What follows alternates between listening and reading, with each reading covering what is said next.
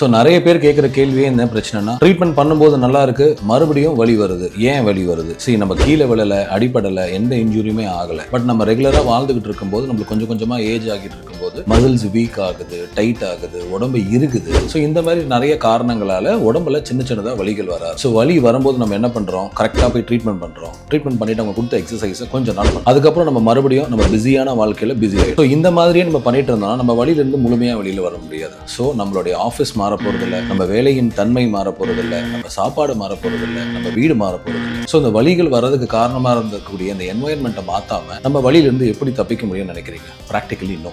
So நம்மளால என்னென்ன விஷயங்கள் பண்ண முடியும்? கண்டிப்பா நம்ம சாப்பிட்ற சாப்பாடை மாத்தலாம். நல்ல ஹெல்த்தியா சாப்பிடணும், கண்டிப்பா உடற்பயிற்சி செய்யணும், நல்லா தூங்கணும். இது மூணையும் நம்ம ஒழுங்கா பண்ணிட்டாலே ஏஜ் ஆக ஆக உடம்போட குவாலிட்டி, கண்டிஷன் ஆஃப் த பாடி வந்து நல்லா இருக்கும். ஸோ கண்டிப்பா நம்மளுக்கு பெரிய லெவல்ல பிரச்சனை வராம நம்ம தற்காத்துக்க முடியும். இந்த மாதிரி எந்த மாற்றங்களும் இல்லாம வலிக்கும் போது வைத்தியம் பார்த்தீங்கன்னா அதுக்கு ஒரு எண்டே இல்லை.